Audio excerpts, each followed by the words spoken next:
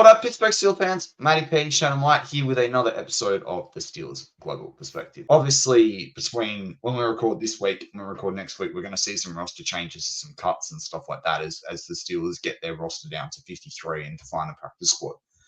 I want to ask you, I'll give a couple, you can give a couple, up to three players, but three cut candidates on offense. And I will give you the out. You can say that they'll be cut and moved onto the practice squad. But I'd really like to hear guys that we think that are there in the 90 that people might expect could make the 53 of the practice squad that actually probably, well, not probably, but may not.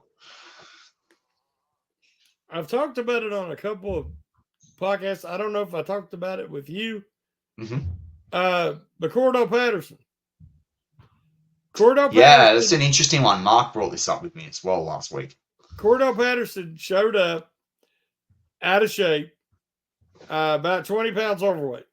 Yep. And they quit, and the Steelers wasn't happy. And I said the same thing. He's one of them old school. The older guys do this a lot. They enjoy their off season. They come, they get in shape in the first 2-3 weeks of camp. And Patterson says he's done that his whole career. Mm-hmm. Well, the problem is he got hurt. So he wasn't able to cut that weight. He wasn't able to work out. Now he looks like a linebacker walking around. Mm-hmm. And he's not even did any of the returns with the new format, the new setup for the kickoffs. But we seen him a couple of carries. And it's a joint practice with the Bills.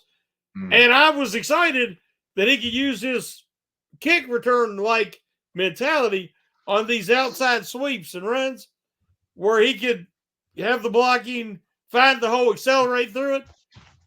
Yeah. I don't think he's got the burst anymore.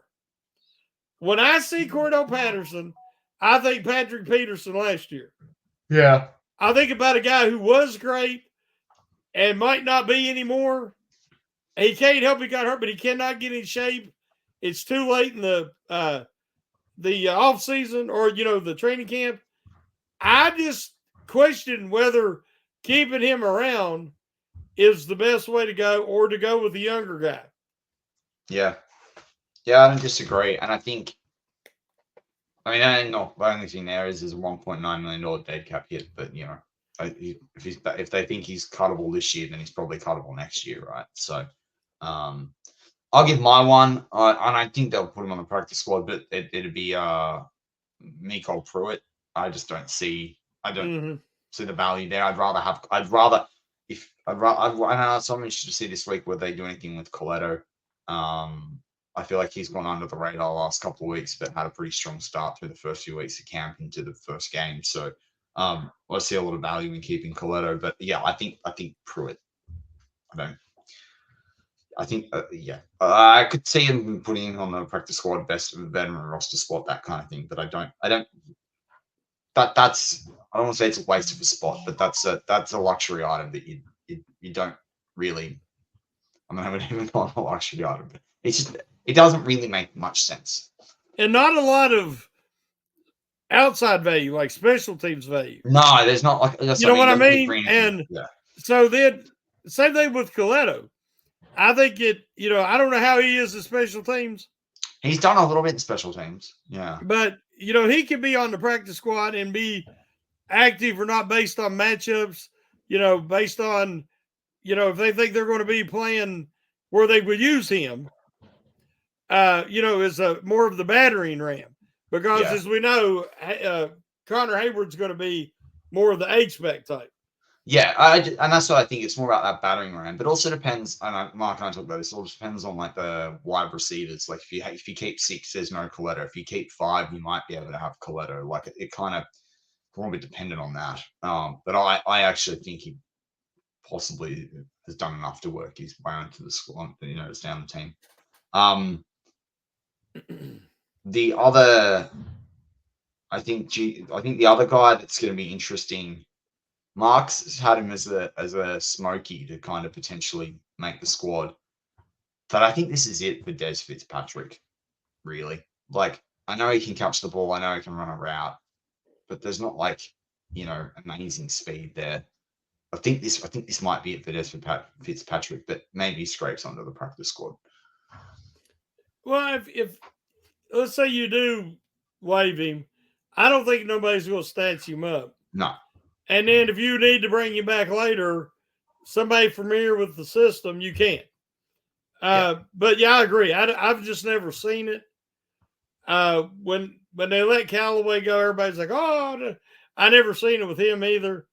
I think Scotty Miller makes this team. Yeah, and I think Quez Watkins doesn't. Yeah, that's the only thing that gives Quez Watkins. If they don't keep Patterson, there's a good chance they would keep Watkins. Because I think they like Calvin Austin's punt return, but not kick return. Because, I mean, Plumlee's not making this team, and Plumlee's returned more kicks than anybody has in this preseason. Do you think Plumlee makes it? Plumlee makes it? No, I think if they go 3 quarterbacks, and Plumlee he's just now starting to try out at wide receiver. I just think that he's a guy that next year might get an invite back and see what he could do. I'd stash him if you can get him on the practice squad. I think another team will try and pick him up because they'll look at the quarterback versatility as well. But if you can get him on the practice squad, he's a guy you put on a practice squad. He's a good break, emergency break glass button, like to get you through 1 week, like. Yeah. But yeah, I don't see Quez Watkins but Dacian Edwards. I'd love to have seen them try him in the return game as well. Particularly under the new rules. I think, I would have liked to have seen that. Well, I like Ward. I like Ward because of his speed to gain the edge, his power, his size, and he is actually, they said, one of the better gunners. And Steelers special teams have been atrocious.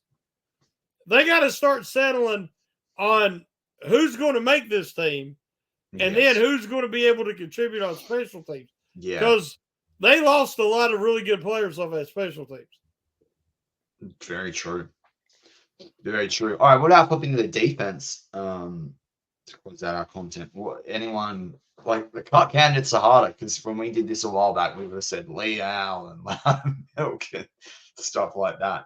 What about defense?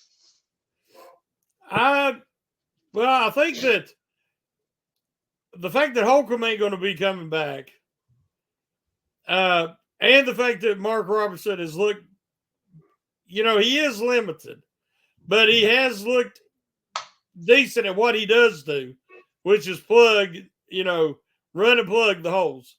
Yeah. And he's been a lot better on special teams. He's been one of the guys who have stood out. He has. So, I still wonder about Loudermilk because I wonder about Loudermilk as well. Yeah. The preseason week 1, he looked active. He was penetrating some, but now this last preseason game, he disappeared. In my opinion, now Leal was still. I agree. But I thought Loudermilk was just a body again. And the bad thing for Loudermilk Lowry showed what a professional looks like. And the bad thing for Loudermilk is that Montravius Adams looks actually pretty good, like better than what he did before. Oh yeah, he's played really well. Yeah. So yeah, I think Loudermilk's odd man out there. I wonder about Moon. I could see Moon not making it. I want to see Moon make it, but I could also see him not making it. Well, I think they keep 4 inside linebackers. Yeah, they'll have to keep at least 4. Yeah, I think they keep 4, but I think they can keep 5 outside linebackers. So Herbie, Highsmith. I think Johnson, that dude is so quick. Remember I told you when they got him and everyone was like, why'd they go get that guy? He's a guy that can get you consistent pressure. Yeah. But he's small. And you watch him, he gets pushed around against the run. So that's where Moon gives you both. So if they have to make a decision, I think they choose Moon. Or they keep them both. Okay. What about cornerbacks? Do you have a cornerback in mind?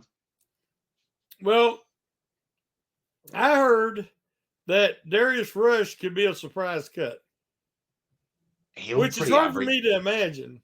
He looked pretty but we got to look at it. Week. It's a numbers game. You got JPJ and Dante Jackson. Yep.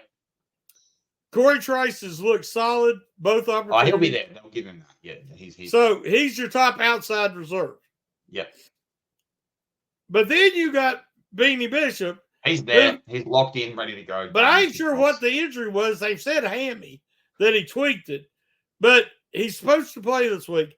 So hopefully he stays healthy and he plays well. Tomlin did say afterwards in the press conference, his specific words were, we kept Beanie. We didn't want to risk that with Beanie. He's got a massive week ahead of him. We didn't want to jeopardize that. So I think they're just trying. I think they already know what they got in Beanie. Yeah, I think they're trying to. So they were being overtly cautious. Yeah, and I also think they're trying to see, can we get that a little bit more out of Beanie? Can we get that a little bit more? Can we squeeze that extra drop of juice out of the lemon? So where they were using Trice and they've used Rush as the dime backer. Both those guys have it length and all. I think Rush will make it. He looked pretty average at times last week, though. Like he did good. I mean, he was around the ball. He made one play. He deflected the pass because of his length and his size. But the other one, a player with better vision than him. Like I don't like how often he turns his back to the ball, and that showed out with that one in the end zone where it basically hit him in the back of the neck because he got no. Oh, hit him in the back of the helmet. Yeah. Right. I'm only stirring you. I'm stirring up with this. So it's a joke. But remember, this is where we had the difference on the. You and I kind of always been a bit different on Darius Rush. I remember when we were always different on James Pierre. It's just very funny. I like it. Well, and now, Ryan Watts. He played some dime linebacker. I've liked what I've seen. And I think he is. He tackles well. He's aggressive. He's strong. He just looks big. He looks big. And so, when you start talking about the secondary, Killebrew, the guys of special teams. Yeah. Hey, he had an interception. Yeah, he did. He went through right to him, and it was Trubisky. He throws a very interceptable pass. It's soft. It comes in soft and just lays there. But I think that Dirty Red, McCaviage. Yeah. I think he's cut. I don't think he makes it. Nah, I don't either. I don't think they can afford to keep him. Yeah, no, I don't see that. Who else is? Well, Sutton's going to be on the inactive list or suspended list. Mark asked me that question last week when we did live. He said, "Do you think they get rid of Sutton?" And I said, "Well, what I've said on this show is around the fact that Sutton won't be there next year." But he's got a point. Like if Beanie's playing well, and they think they're happy, they don't. The thing is, they don't have to make a decision there. They can just let him sit on that list. But if they feel like they're doing well in the slot come week 8, 9, whatever it'll be, week 9, then they might be able to make a choice there, except for the fact it would be a helpful guy to have, available down the stretch, potentially in case you picked up a little nickel here or there. But it's kind of interesting. So running back room, who do you think? Because it's interesting you talk about Cordell Patterson, because if you cut him, you can keep Ward and you can keep Dejan Edwards. That's the bonus there. Yeah, I think what's the guy's Champlin. Yeah, and they got another guy. I swear they got like 6 running backs right now. Yeah. But yeah, I think Ward and Edwards, it would come down to them. You hope. Somebody said, "Well, I think Warren needs a month to get ready, to get back." Well, he's not going to play this week, and then he's got 2 weeks. Yeah. So, he might be ready for game 1. But you can set him that game 1 just to make sure. And Yeah. if you're going to set him, Edwards is a good guy to fill in. Well, that's right. And I think Edwards is the third. I think Edwards is the third running back on this list. And I love that because he and Warren could prove that they're the two to keep on the roster next year and let Najee, thanks, mate. Or this is what we're paying you. We're not paying you more than that. Pick what you want to go do.